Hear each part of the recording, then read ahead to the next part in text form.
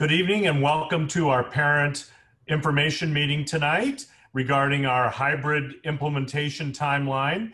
And we tonight are going to walk through a little bit of information here at the beginning and then provide the balance of the time for questions and answers.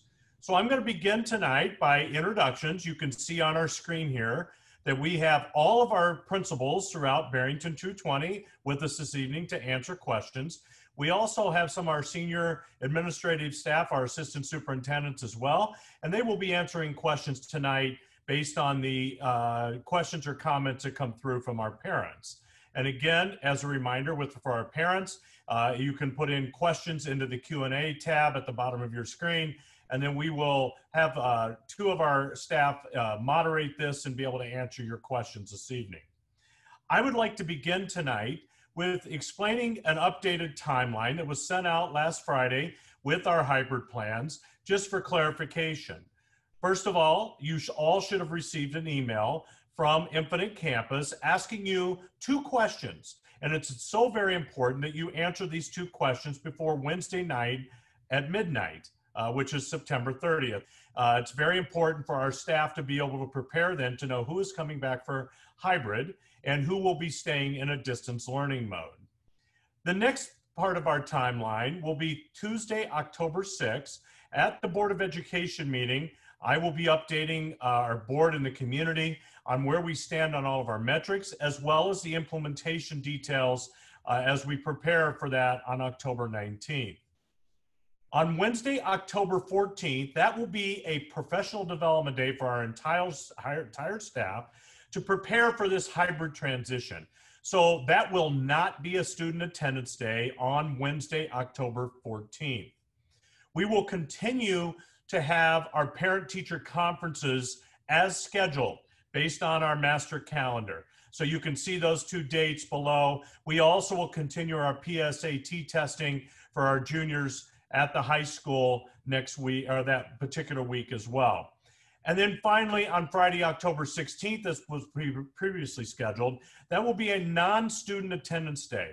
So during that week, October 14th, 15th, and 16th, students will not be in school during that week. And then on Monday, October 19th, will be the first day to launch our hybrid plan for those students who choose to come back. And for those students who continue in the distance learning, you will just continue as you have normally moving forward. At this time, I am going to be talking just briefly about the hybrid model that we have prepared and will begin on October 19th for each level. And begin with the Early Childhood Center.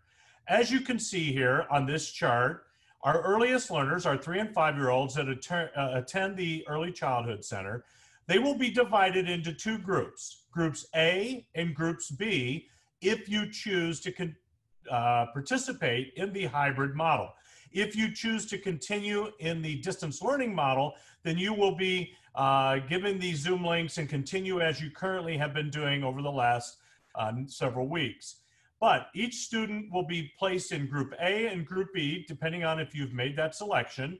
And real quickly, students in Group A on the left-hand side of this column, you will have in-person AM and PM classes on Monday and Wednesdays. And on Tuesdays and Thursdays, you will be at home and have your instruction continue through Zoom as well as asynchronous opportunities and assignments.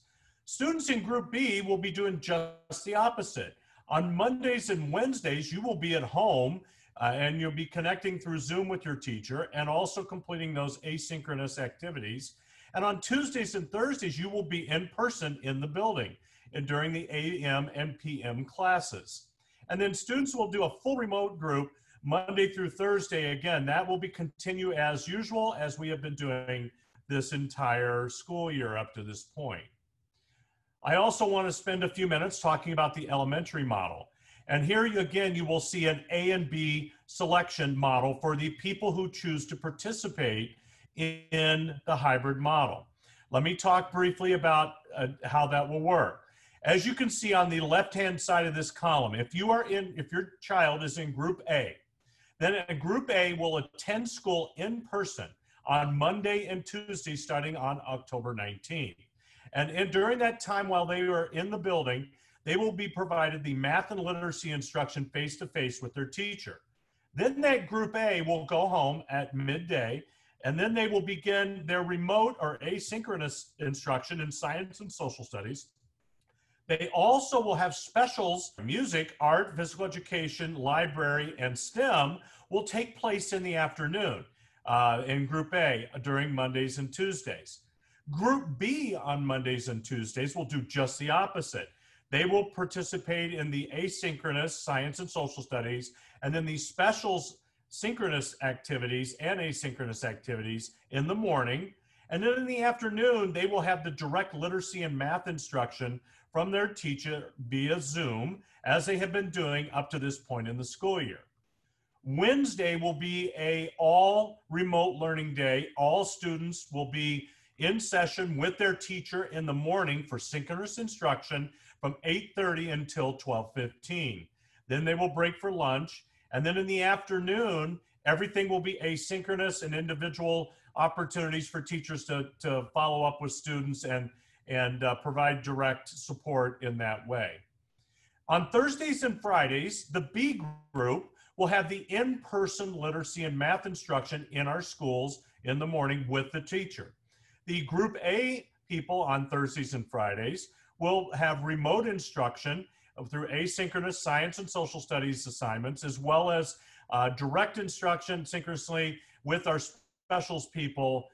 In the afternoon, then we will flip again. Group B will be doing the remote components, the asynchronous science and social studies, and then the specials activities in the afternoon. And then the Group A learners will be having the direct instruction from their teacher on Zoom with literacy and math. So that elementary schedule was designed for a very specific purpose, and that purpose is to maintain the daily contact with the teacher face-to-face like we have had since the beginning of the year, a very critical, important piece of this design. We felt like that was extremely important to maintain and provide the curriculum at a high level for our students. Now let me just talk a few minutes about the middle school and high school schedule. And the schedule will be identical for grades 6 through 12. All students beginning on October 19th will be participating in the 8-period day. This is very similar to what's been happening at the high school level all semester up to this point. At the middle school level, this will be a change. So for our middle school students, they will be meeting with their teachers every day, whether they are in the building or whether they will be on Zoom. And so let me talk about what that looks like. Again, we will have an A group and a B group. Those students who choose to come back in the hybrid model, if you are in the A group, you will spend the entire day at school on Monday and Tuesday. The B group will spend the entire day at home and participate via Zoom. The teachers will be teaching every period throughout the day, and there will be concurrent instruction going on between the A group and the B group, regardless of whether you're sitting in the room or whether you will be at home participating via technology. Wednesday will be an entire remote learning day for all students, and so therefore it also gives us an opportunity to do that special cleaning when we have less people in the building. And then Thursday and Friday, it will be the B group's opportunity for those who choose the hybrid to be in the building. They will spend the entire day at our middle schools and high schools on Thursday and Friday, participating in their classes. And then the A group will participate in the instruction through the remote learning strategies, along with those students who continue in the full distance learning. So this concludes, at this point, the explanation of each of the hybrid models for our levels. At this time now, we are going to begin the question and answer format of this program. So make sure you put those questions in the Q&A box, and we'll have our principals and our administrative team answer the questions. Thank you. Matt Fuller, this is a question about technology and filling out the actual survey. Can a parent fill out the same survey for multiple students? Great question. Absolutely. We actually encourage that. We realize that not every family is going to want to have the exact same situation for all the students and their families, especially if they have different schools and at different grade levels. So when you go into Infinite Campus, you'll go through the survey and answer it for each of the students in your family. Wonderful. Next, I'm going to go back to the high school and ask Steve McWilliams to answer this question. The question is around if students are in person, will they be able to ask questions and interact with their teacher in class, or are they going to also be on the Zoom but just be present in the building? And if you could give kind of an example of what a classroom may look like, that I think would be helpful. There were several questions submitted around this topic. Certainly. So, so starting out with what a classroom would look like. So our students, our classrooms will be set up following social distancing guidelines. So we need to have at least 6 feet between each student and staff member within the classroom. So our limitations on the classroom are based on that 6 feet. So we've gone through and investigated each of our classrooms and figured out the appropriate number of students to have in the classroom at 6 feet.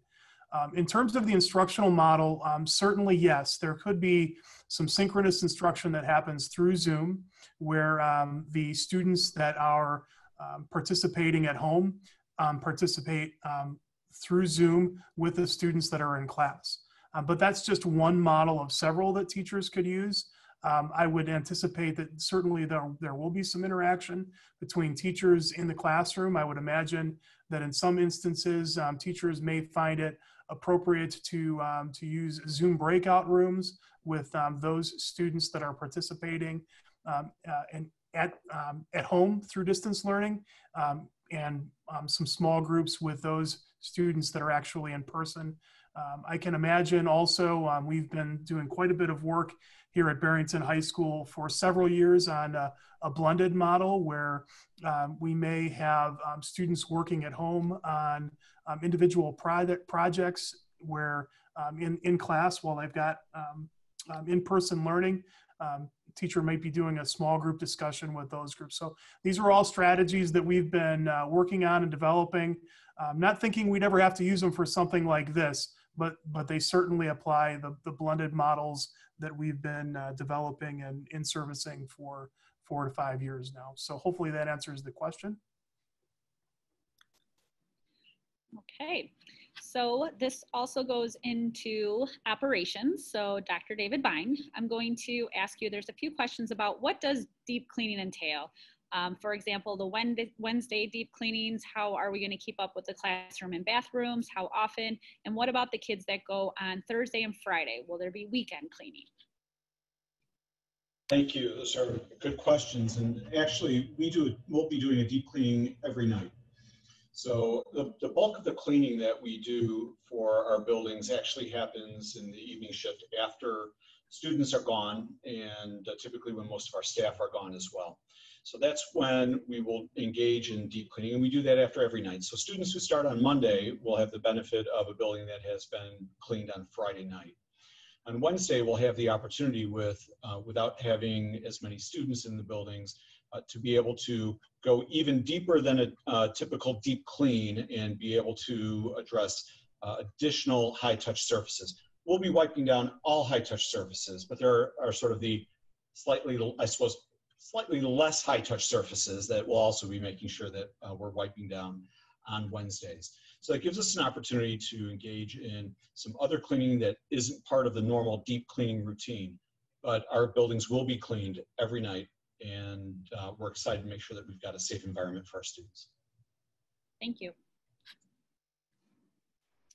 Okay, there are several elementary parents that are asking for explanation about the kindergarten model versus the elementary model that we've shared. And I'm going to ask Ms. Matthews from Grove Avenue, if you can just talk a little bit about kindergarten and what that schedule will look like.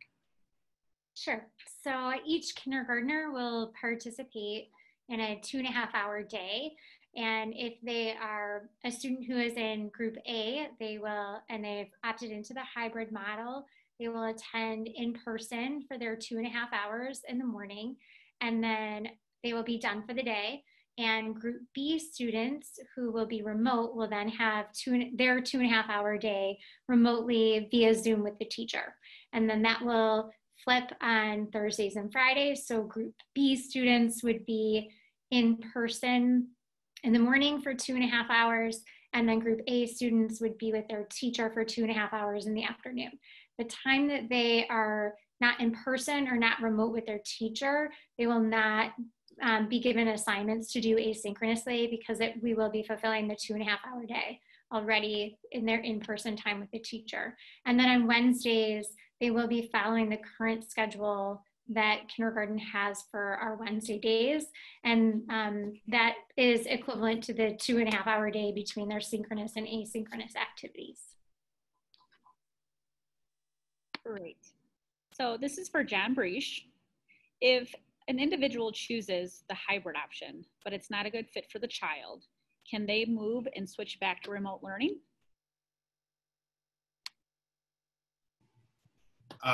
Yes, they can do that. Okay. And then I'm going to throw one more at you then. Okay, so how will testing look with some kids doing hybrid and others staying at home? It will look different depending on the age level of the students. We have worked, we have both regular testing that we do on campus, and we also have our core battery of standardized testing like MAP. And so we've worked through a lot of the kinks of that already this year. And so we'll be able to do a bunch of that in person.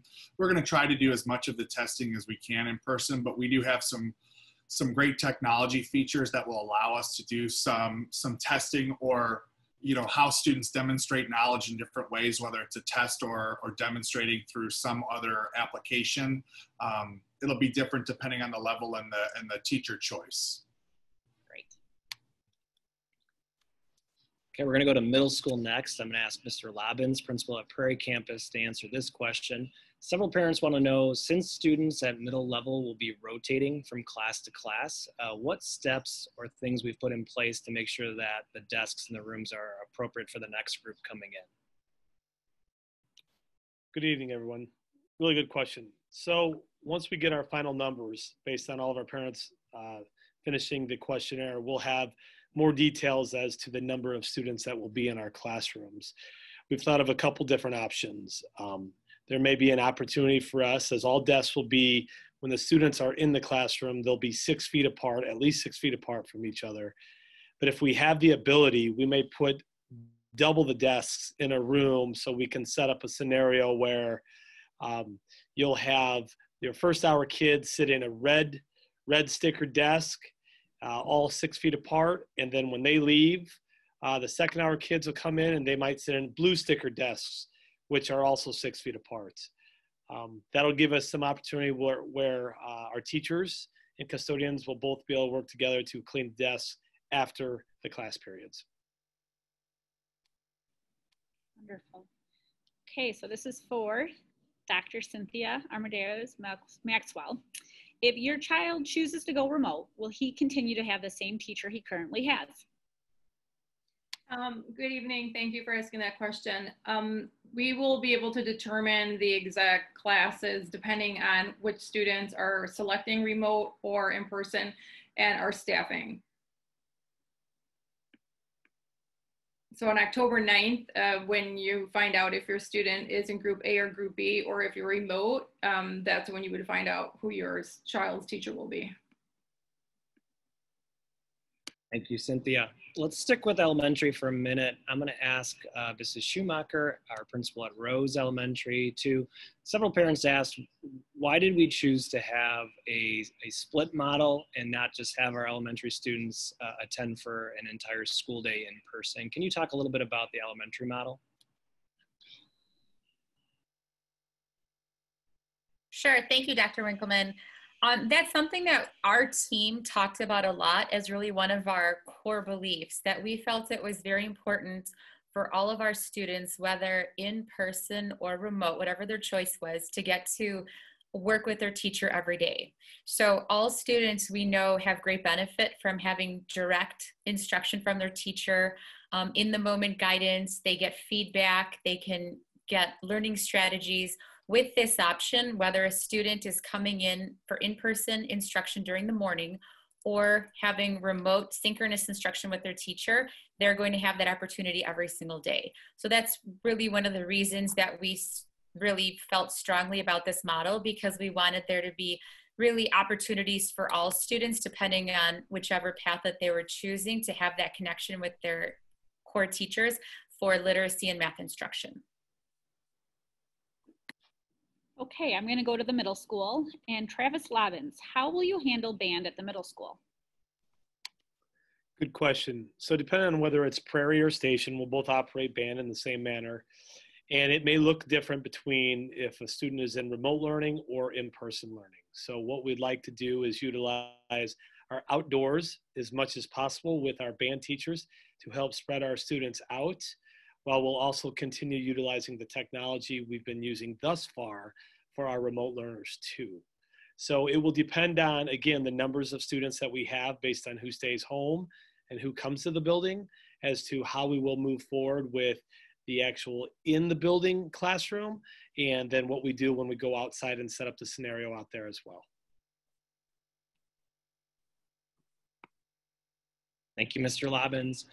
I'm going to go to our principal at Huff Street School, Zach Ernst. Could you talk a little bit, several parents want to know, what is it going to look like when kids show up on October 19th in the morning, and maybe describe a little bit of our check-in process and things that we will have in place when students arrive in the morning. Sure. Good evening, everybody. So that check-in process will look a little bit different at every building, but the general consistencies will be the utilization of our screening process. So students will all be screened prior to entering the building, and we will ensure that all kids are safely entering, but we'll also have check-in tents for students to go to if there's any problems with the screening app, or if they need any support or calling home to have students check in. Wonderful. All right, I'm going to go back to the high school. So Steve McWilliams, does a child or does a student have to opt in for the hybrid model in order to participate in sports or clubs? No, students that are in choose distance learning or the hybrid model are both eligible for sports and activities after school.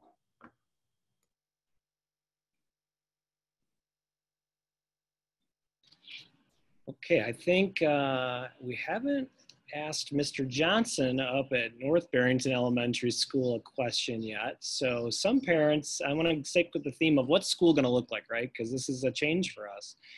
Several parents are asking about what kind of supplies or materials or what should students be expected to bring with them to school when we go back to the hybrid model and students are back on campus.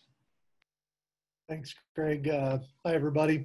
So supplies, what a great topic. I know many of us have sent numerous supplies home, whether they're pencils or you name it, notebooks here and there. We will throughout the time period when the students come into school, ask them to bring some of those things back, but mainly we might say one day to bring back their writing journal or their reading journal. But we will take care of the supplies in our building. The teachers have what they need in the classroom to conduct that. But it's going to look, you're going to need to depend upon your teachers to get that information, but it'll be clearly communicated as to what they are going to need daily. The biggest thing, as they always do, is to bring that iPad fully charged. That is used. It's not used all the time in the classroom, but they still need to always have that fully charged every day. But the teachers will help with the exact expectations of the supplies that they need to bring to and from school. But there won't be an expectation to carry. I know, just for instance, at North Barrington, we have these large bins that we've sent things home. We're not going to ask the students to bring home those large bins of supplies. We'll be very specific on what they need daily to bring back to the classroom. And if I could just add, Craig, about Zach did a wonderful job, but those buildings that are just buses only, so Rose and Countryside and North Barrington, we'll still utilize our pickup and drop off procedures. They'll get that information. I want to make sure that's clear because I know our parents know how that occurs in the morning when we do those self-certification apps, that it'll look very similar and they will get that communication from their principals and buildings directly on how we want to do that in the morning. Wonderful. Okay, so this is for Dr. Harris. It's just a little bit about the metrics and the timeline, but there was a few people who asked the questions on what's going to happen after Thanksgiving break. Are we going to plan to complete a quarantine for 2 weeks, considering people will be close to family members during the holiday? Our plan starting on October 19th will continue as is until further notice. Now, do I anticipate that being till June? Probably not. Okay. I do anticipate some other changes at some point in months to come. Hopefully being able to allow more students on a more regular basis back into our buildings. But to the point of the question here, we will have to continue to follow the metrics based on our local zip codes. And we are using 4 zip codes in our school district to determine these metrics. That's the Barrington zip code, the Fox River Grove zip code, Carpentersville zip code, and the Hoffman Estates zip code. And so we will continue to follow those metrics, whether it be on Thanksgiving break, whether it be on the holiday break, or spring break even down the road. Unless there is some type of a medical solution that becomes available to the general public prior to that. We will follow those metrics closely and then be able to make decisions. Now, one thing we won't do is pivot quickly, okay? We will give parents plenty of time, along with our staff, to be able to make decisions, preferably 2 weeks out before we would start to move one way or another into switching into some type of a different model throughout the school year. So again, we want to look at trends. We want to look at patterns and not just pivot quickly on an isolated situation. And so that's why it is real important to be able to have these metrics in place and making sure that we follow accordingly. So to answer the question, no, we won't be doing in quarantines unless the metrics and a lot of positive cases start to play out in our buildings, and that would be with students and or staff. So if that does happen, we'll have to follow contact tracing protocols and requirements and then follow the public health department's guidance on that. But again, we're banking on that everybody will be following these important guidelines, and we will hopefully be avoiding any major outbreaks or significant amount of positive cases in our schools.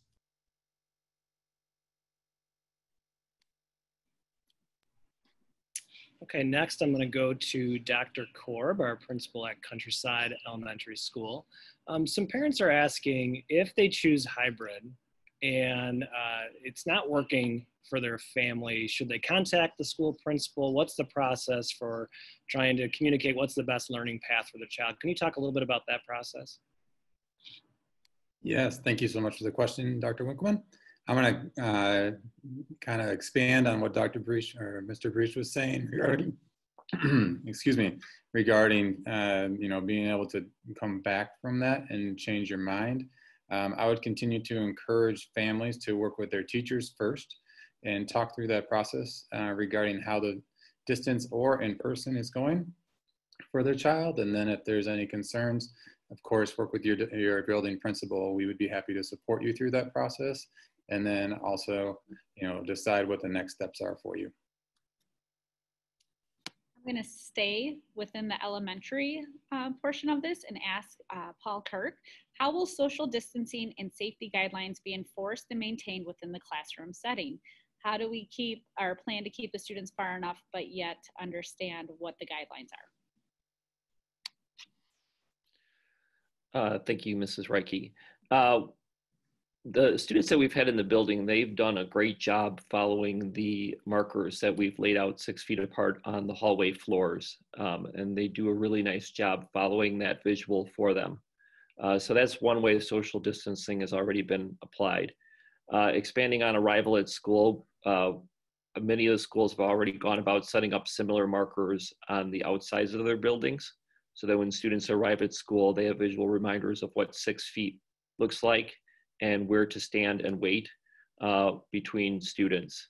And then specifically in the classroom, which I think has been alluded to at other levels, every student will have an individual desk, and that desk will be cleaned on on a nightly basis at the very least, so that it's sanitized and ready for the if it's the A group, then the B group, or there might be enough desks for A and B to have individual desks within the classroom. So those are all different examples of how social distancing will be applied in the schools when students return.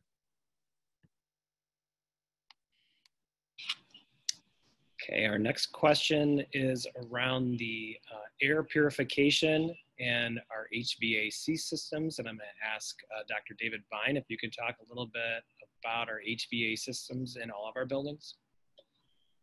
We've made sure that we're following the ASHRAE guidelines. This is a set of guidelines for an association that works with heating, ventilation, air conditioning systems and supports proper operation, including in times of pandemics.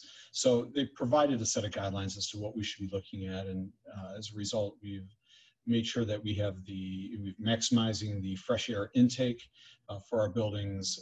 We're running systems in advance of students and staff arriving for a longer period of time, as well as after they leave, to flush out the buildings.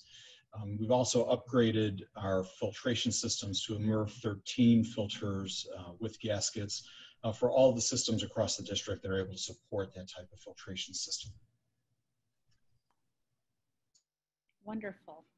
So this is back to elementary, Dr. Ken Heilberg. If a child is in an extended program or a certain program, will they still be abiding by the alphabetical split, or will different accommodations be made for that group of learners?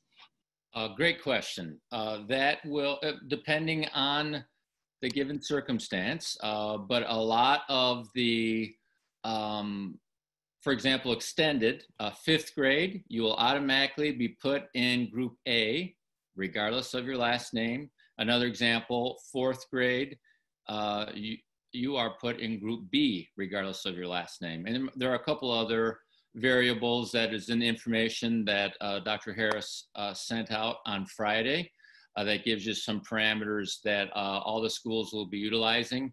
The elementary schools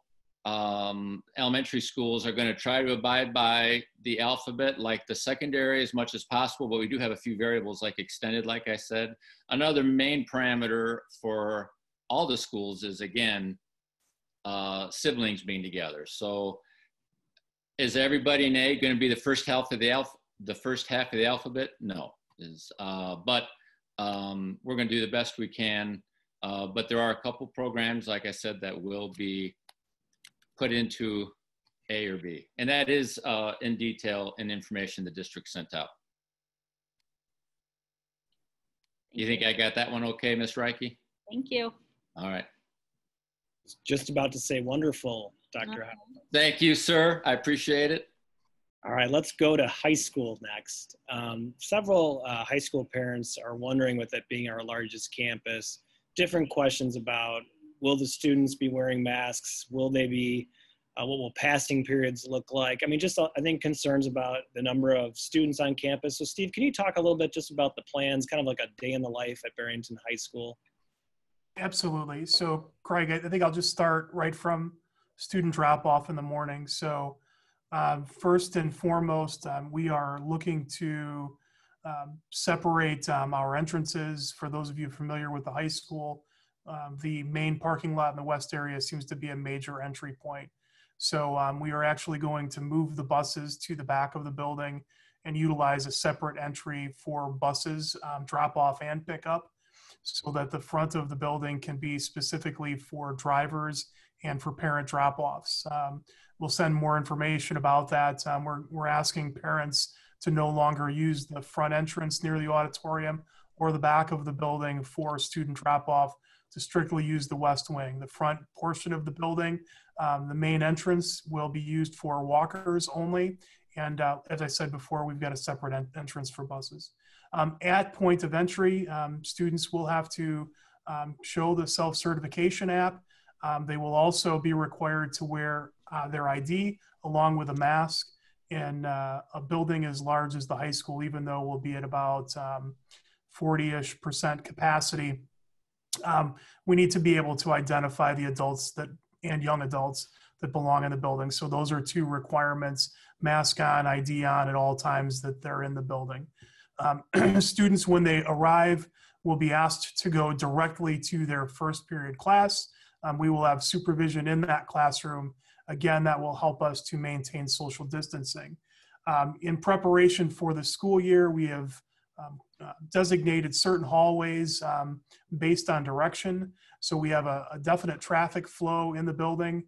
We have put in hand sanitation stations and really prepared the building so that we can keep social distancing throughout the day and guide students through. We're based on past experiences with our testing that we've done the last couple of weeks, we feel as though we can maintain social distancing in the hallways. We will continue to do exercises with that as we look at the PSAT and the ACT in the coming days, but we're certain that we can maintain hallway distance. As we get into the actual lunch periods, we have designated several locations in the building as makeshift cafeterias. We are in the process of transitioning those two cafeterias. That includes a few of our multi-purpose gym spaces, our library, our CRC, our commons area, and our major cafeteria. Essentially, those rooms will be well within capacity. We will limit the number of students that can attend in those areas to 50.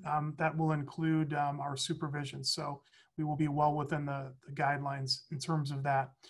Students will be assigned to their eating area. We must do that. We can't have students randomly selecting where they're going to go. So we will most likely have an area for freshmen, sophomores, juniors, and seniors to go. We will designate those well in advance so students know exactly where they need to go. They'll be able to get food in those cafeteria areas. And we're trying to make the social distancing as comfortable as possible, as you possibly can with social distancing. So although the students will be apart, they should have an opportunity to be able to converse in small groups, 6 feet apart plus apart, but they'll be in a situation where they can at least make eye contact and maybe have a conversation with a friend. If the weather is nice, although as we started to see today, we're transitioning to fall and winter, and I think we'll have fewer and fewer of those days. But if the weather is nice, we will allow them to go outside. In terms of passing periods, as I mentioned, with the way that we've got the hallways marked, at this point, we don't believe that we're going to have to segment off or partition off dismissal during classes, but certainly something that we're spending some time looking at, particularly when we have the larger groups of students in for ACT and PSAT in the next couple of weeks. So if we need to adjust, we can certainly do that. Hopefully that answers the question. Hey, Michelle Acosta. There's a few questions about how the ELC is set up. And, you know, if you can talk a little bit about how the ELC is working with the hours that we have slotted for them and how the students are going to receive all the related services if the minutes are greater than just the 3 hours per week that they are in person. Yes, thank you for asking. So currently at the ELC, we are planning to provide our services for students that have IEPs in the building, in live, but also asynchronously through Zoom, through Seesaw. And so we plan to meet all of our minutes through a mixture of asynchronous and synchronous activities, and in addition to in-person learning. So our school, 60% of my students have, IEPs. And so our plan is to support our students to the best of our ability in person, but also through Seesaw and through Zoom. Thank you.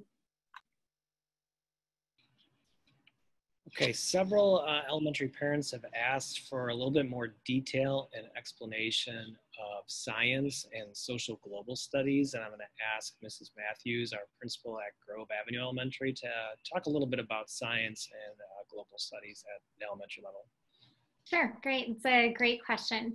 So for our elementary students, their science and social global studies lessons will come during their asynchronous part of the day, or the part of the day when they're not with their teacher.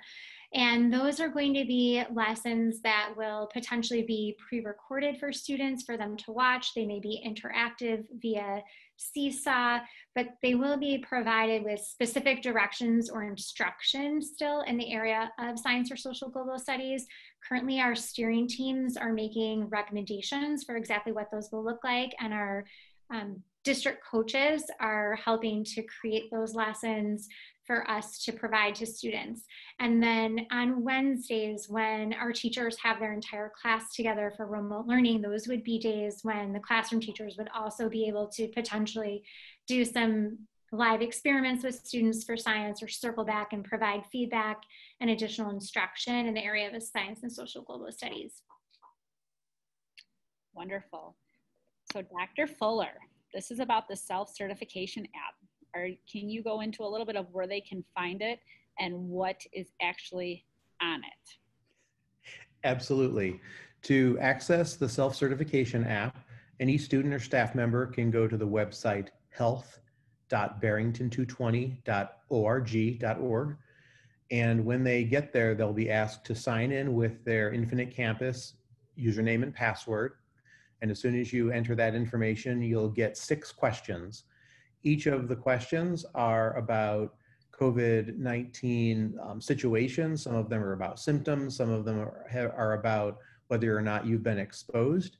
When you are done with the 6 questions, and you're going to want to answer the 6 questions for every student in a family, or if you're a staff member for yourself, when you get to the end, you'll hit submit, and that information will be passed to us at the district level. And then when your child shows up at the building, we will have an iPad outside the door that we'll use as a scanner, and we'll ask the student to hold up their student ID, the barcode, and we'll scan the barcode. And if all the questions were no, meaning that there are no risks to COVID-19, it'll give them the green. You will have already received that at home. The app will tell you whether or not it's safe to come to school. We'll check to make sure that they're also green, that it's safe to enter the building, and we'll let them in. If for some reason you weren't able to handle that at home before the student came, we will be able to work with the student at that time. We'll either contact you and as a parent and ask about the symptoms, or if it's an older student, they'll be able to answer some of the questions on their own. Other than that, if there's any problem logging in, please contact us here at the district office, and we can help with login issues with the COVID-19 app. Again, health.barrington220.org is how you get the app. Thank you. All right, I know teacher assignment was touched on a couple times already, but I'm going to ask Dr. Harris if you would please clarify how students will be assigned to teachers in this model. Yes, I did want to clarify this, and this is the same answer for every level, early childhood, elementary, middle, and high school. Kids and all students will keep the same teacher, regardless of in-person or on remote. There will not be any switching of teachers. The only exception is if we have a teacher go on a leave of absence, which we are anticipating some teachers doing that. And over the next couple of weeks, we are working to fill those positions. So that will be the only exception that happens. But again, I want to reemphasize that all students will stay with their same teachers at the elementary level and at the middle school and high school level. That was one of the highest priorities when we put together this hybrid model at all levels, to make sure that that consistency stayed in place as our kids have developed those relationships over the first quarter of the school year. Thank you. So, Mr. Jim Elfs, when will middle school students receive IDs? So, great question.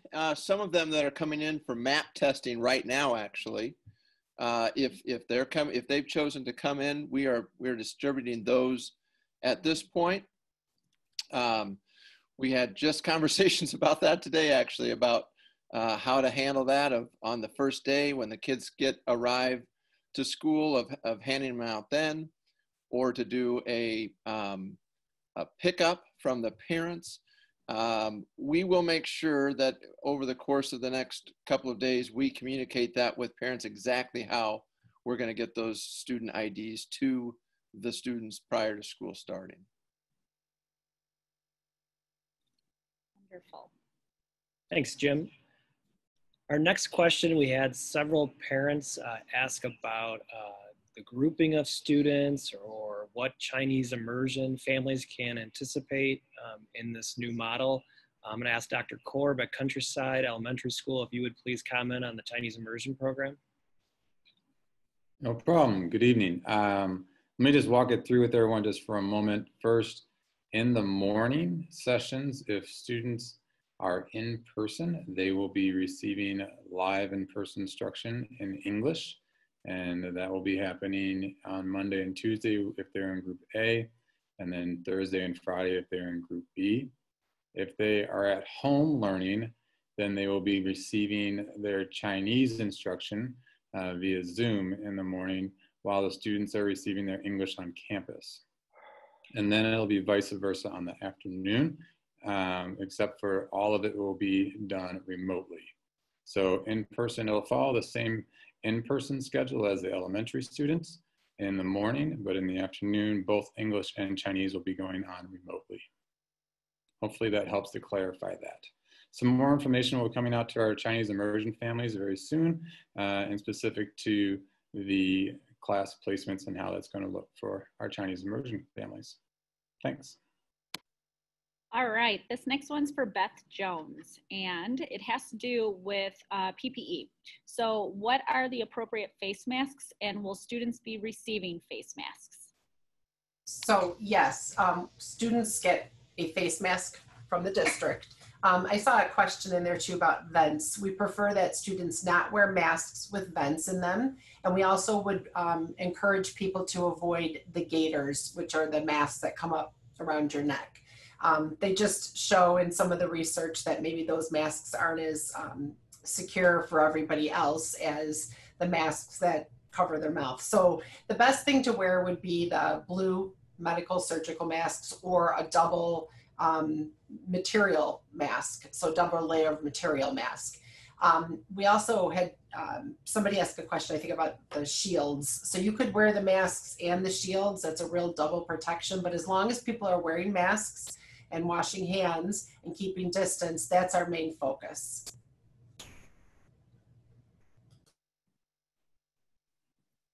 Thank you. Okay, I'm going to go back to our high school principal, Steve McWilliams. Some parents are asking about if we have students that have a full schedule during the day and they don't have an assigned lunch hour, what accommodations can we expect and have in place for students that have that situation? Yes, thank you. This is that's a good question. This is a very small number of students in terms of the great big picture of things. So what we would have to do with that is work with the student and the student's teachers near the middle of the day to try to make some kind of accommodation for eating. Typically, students that have 8 straight now will eat during a class period. We can't allow eating in the classrooms for obvious reasons. To eat, you have to take the mask off, and there's some sanitation that has to happen afterwards. So we will certainly work with those students that are in those situations and try to create a plan for 10 or so minutes to be able to grab a quick bite to eat during their class period. Wonderful. All right, I'm going to go back to the elementary, and I'm going to ask Austin Johnson. If a child is feeling under the weather or just not feeling well and needs to stay home for a day or two, are they able to join through remote learning? And if they do, what are the protocols in letting a parent letting the school know that they would be joining remotely? Well, thank you, Teresa. You know, the biggest thing is I want to thank the parents that have called us and told us that their child is not feeling well. And then that is crucial to us having success in this model, is that parents need to make sure if their child's not feeling well, that they call them in sick and keep them home. That's first and foremost. And I want to thank all of you that have done that, because that is occurring regularly. Through that communication, we can alert the teacher that they need to join remotely. and that'll be fine. We will make sure that they will get the lesson remotely, synchronously. They will still interact with their teacher in their classroom, but I just want to kind of make sure that we really hit the point of, if you're not feeling well, the student should stay home.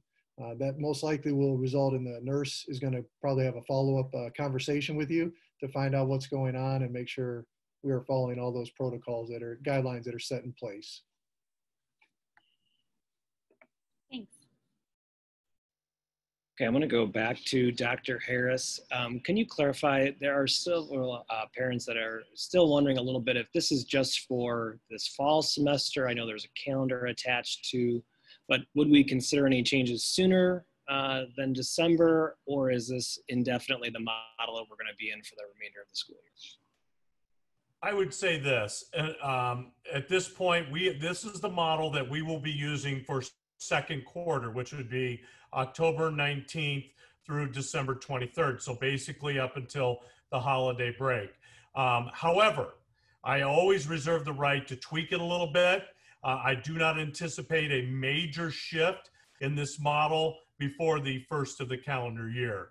However, we will continue to review it, and if there is something after we do it for a few weeks that may or may not be working exactly correct, we will communicate that. But again, I want to reemphasize, this is the hybrid model we will use primarily for the next couple months until the end of the calendar year. So, but again, I want to reemphasize what I said in July and August, and again here tonight, that this school year is unpredictable, and we will continue to communicate in advance of any changes.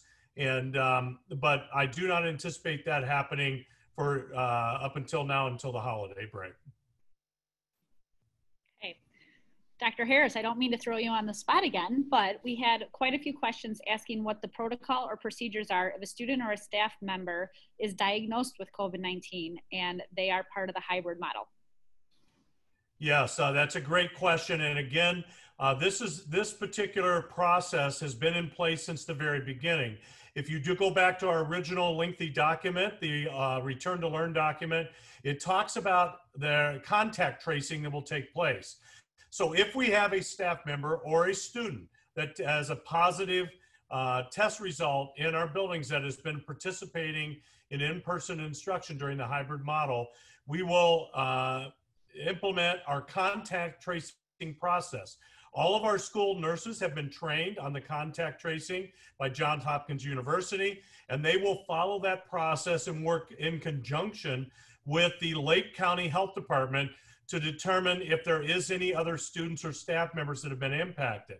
One of the key pieces of that contact tracing process would be, were people within that 6-foot distance space for more than 15 minutes in any one 24-hour day? That is the question. We've already had it play out with some of our staff in the district. We have had positive cases in the district. We've also had 2 positive cases at the high school level with some of our students participating in co-curricular activities.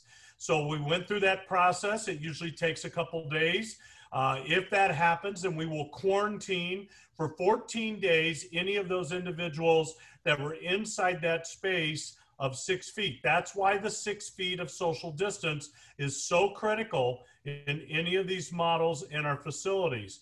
Because if we have a positive case, then we have to determine were any students or staff inside that space for more than 15 minutes. Again, you can find these contact tracing rules and procedures on any public health website, the Cook County site, the Lake County site, the Kane County site, and we will follow those in accordance to those protocols and procedures. Thank you.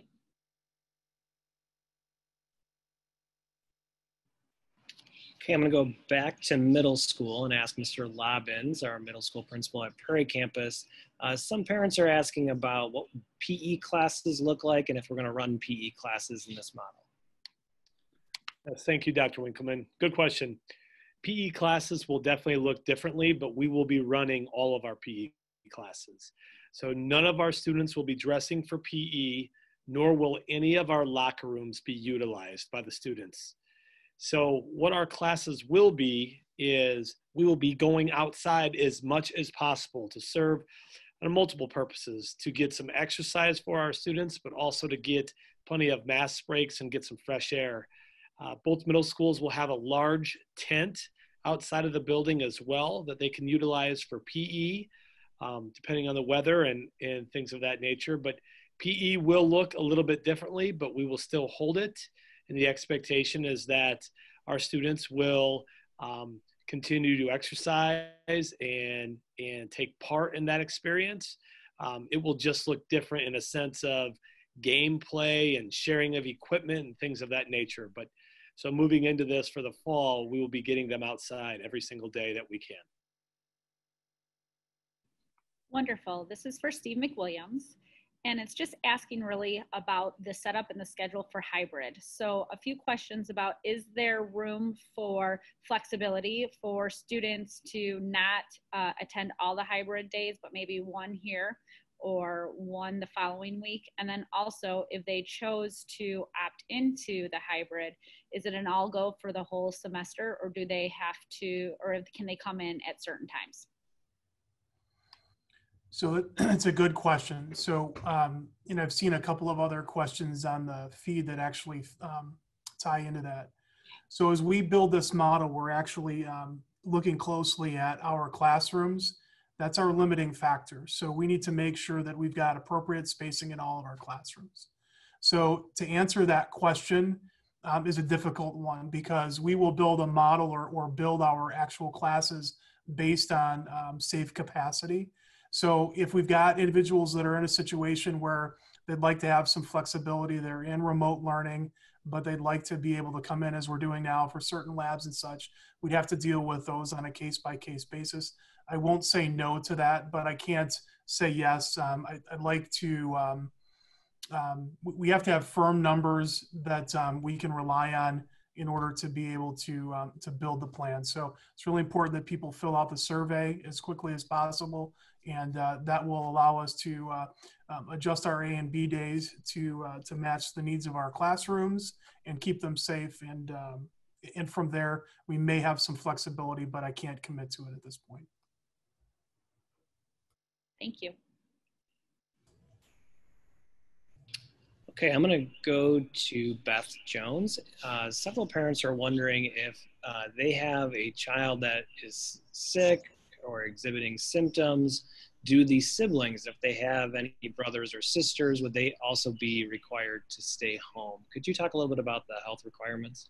Sure, that is a very important part of the Illinois Department of Public Health exclusion guidance.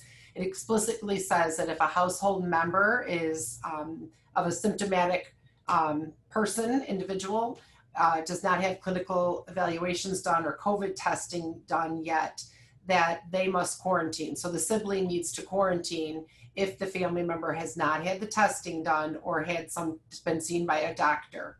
So they are to keep, and then if anybody obviously tests positive or receives an alternate diagnosis, they stay home with an alternate diagnosis until they are well. If they are positive, then they follow the doctor's guidelines as far as how long to stay home, and siblings quarantine if there is a positive case. So the siblings quarantine while the student is being tested or waiting for test results, or the siblings quarantine if there is a positive case. Yes. Okay, I'm going back to middle school. So for Travis Lobbins, this is a twofold question. So just how will you ensure social distancing during passing periods? And then how will lockers be used? Good question. We will not be utilizing hallway lockers either. The middle school kids will be able to carry their belongings with them from class to class. In the social distancing aspect, we're lucky enough at the middle schools to have teams and teaming scenarios. So most times, students' classes are right across the hall from one another. So we feel the social distancing with the limit of only 50%, whether it being an A day or a B day, our students will have a little bit of some staggered dismissals at times.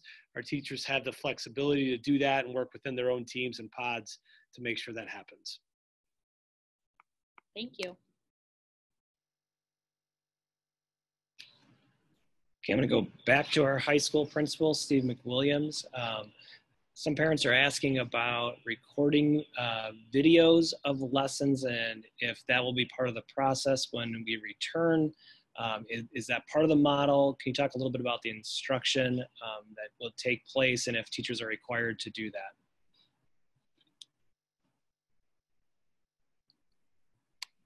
Yes, we do ask teachers to consider recording their Zoom sessions. The issue that that we have with that is Zoom sessions require a great deal of storage, so we're not able to keep them for a very lengthy amount of time. But it is something that many of our teachers do to share with students in a short term. What I will say is that we will continue to consider a blended model of the flipped classroom.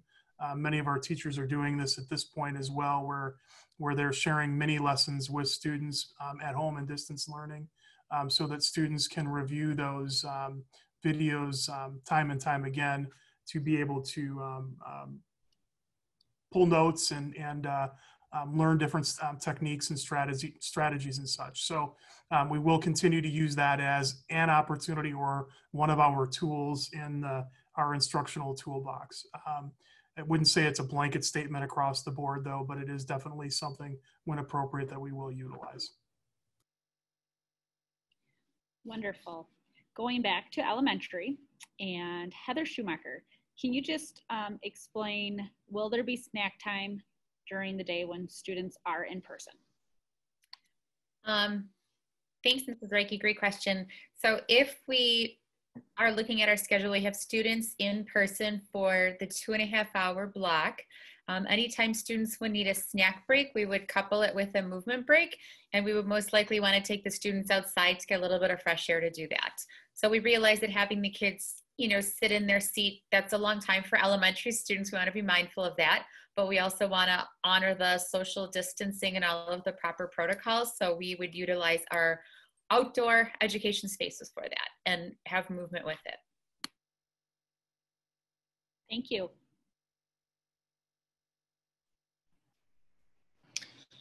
Go back to Dr. Harris. Some parents are asking about how will they know if students have started testing positive in this model. Are we going to create any kind of dashboard that lists the number of students or staff in our buildings that have tested positive? Can you talk a little bit about how we may be tracking or monitoring our cases?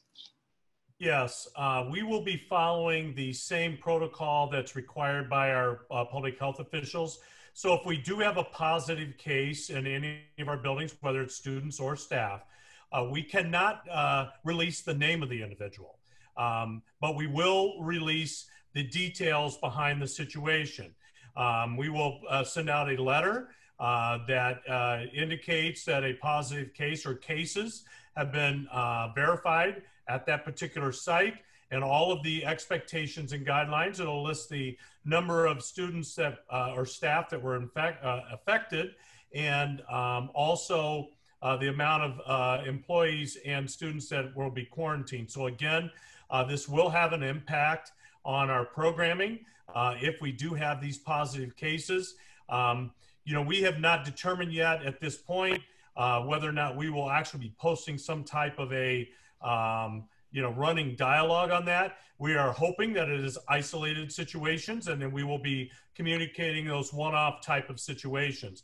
However, if it does become you know, more involved, we certainly will consider providing more of a dashboard. But again, we'll communicate those when they happen at every building. If one happens at one school, it's not that we will communicate with the entire district. We are required only to communicate with that facility and the employees and students that were impacted. Okay, for Steve McWilliams, if a student forgets their masks, will they get a mask? Yes, we have masks available throughout the building. You know, sometimes the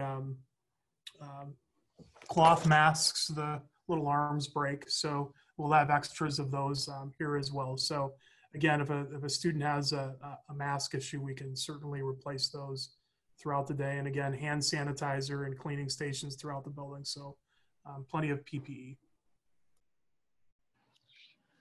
Okay, and we've got, it looks like we're coming up on 7:55. The questions are starting to slow down here. I'm going to go to Mr. Alves, our middle school principal at Station Campus. Some parents are asking for a little bit more information about what a Wednesday may look like for our middle school students. Can you elaborate a little bit on that? I sure can, Dr. Winkleman, and thank you for that. Just keeping count, I now have more questions asked to me than Dr. Heilberg, so I'm happy about that. The Wednesday schedule, it's going to be as we have and know it now, right? So on this day, the students will be at home. In the example that Travis and I gave on Friday with our videos that we created, we had given the example, even the first Wednesday, that when we get back in October 21st, since it's an odd day, what would happen on that day is class periods 1, 3, 5, and 7. Those would be synchronous days, right? Live instruction, where 2, 4, 6, and 8 would then be asynchronous. Now, that being said, I sound like Travis because he says that phrase a lot. If a teacher did want synchronous instruction in 2, 4, 6, and 8, or 8, they would then need to convey that to the students a day or two ahead of time, that's what we would be doing for that day on Wednesday. And then just like we have now in that afternoon session, there would be breakouts, the office hours for the teachers, where they can set up times with kids and the kids can set up times to meet with teachers individually. Okay. As a final question to Dr. Harris, will this webinar be recorded, and will people be able to access it later? Yes, actually, if you look up in the upper left-hand corner of your screen, you will see the little red dot blinking. That is the recording button. We started recording at the very beginning, and as soon as we are able, then we will turn around and post it on our district website, probably tomorrow morning, so anybody else can watch it and review some of the questions and answers that were provided. I want to just let our moderators know we are close to 8 o'clock here. And if there is any other final question that we have not addressed that seems to be needed, well, let's do that. And then I will close it up here in the next few minutes with some closing comments.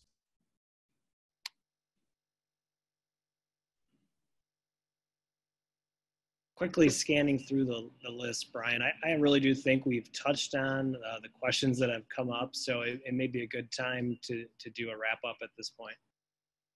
Okay, and again, I want to thank everybody that has been on here this evening. Our high number this evening was right around 1,040 participants, and right now we're still holding at 900. So I want to thank all the parents and community members that have participated here this evening.